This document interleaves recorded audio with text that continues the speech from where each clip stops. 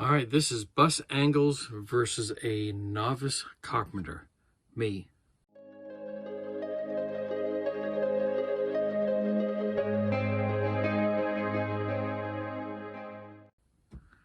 All right, so here's the issue. I have this corner here, and as much as I tried to make everything square when I was setting up the bus, which it looks really good unless you get close to certain things, but nobody will ever know unless, of course, you watch this video.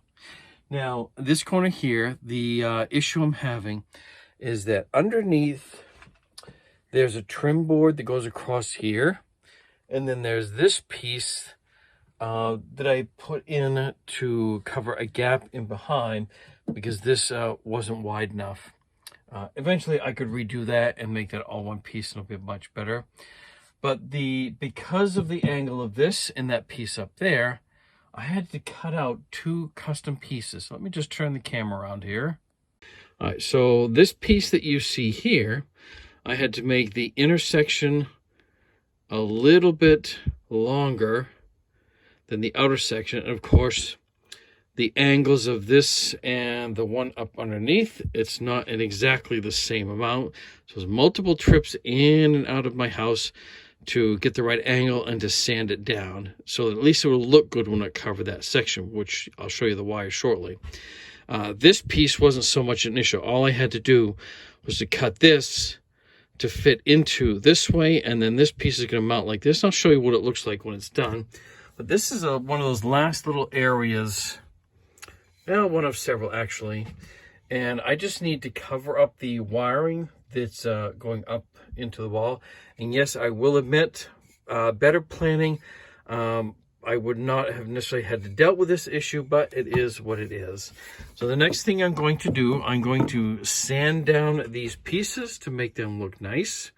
I have some finished nails that I will be able to attach to this piece here, and this I will use some screws and countersink them, and then I'll stain these two pieces. Now, because it's different wood, the stain will come out differently, but I am totally okay with that. It'll just give it a unique look. So I'm going to go to the next step, and then I'll show you what the finished product will look like. All right, now it'll be a little bit difficult to see, but the way I designed this piece to cover these wires is when the wires go up, they do curve in a little bit because of the way I did the setup in behind. So I don't want anything pressing against them at all. I've pre-drilled my holes for the screws. I'm only going to do two. I really don't need the center one. This is all this is for, is to cover up that section. So this is going to slide right in here. I got it sanded. This piece probably could have been a little bit taller, but at some point I can do some wood putty or something to maybe cover up what I missed after the fact, and then just make it look nice. So I'll put these in right here. Doesn't even need to be super tight. And where I have countersunk these here, that'll be another one of my later projects where I fill in these holes with wood putty and then finish the staining. And yes, I know it'll look a little bit different, but yeah, that covers the wires and actually looks a lot nicer. I know it's not exactly a perfect match with everything. And, you know, that's one of the things I probably could have prepared better ahead of time. All right, so the final piece is in. I'm pretty happy with it.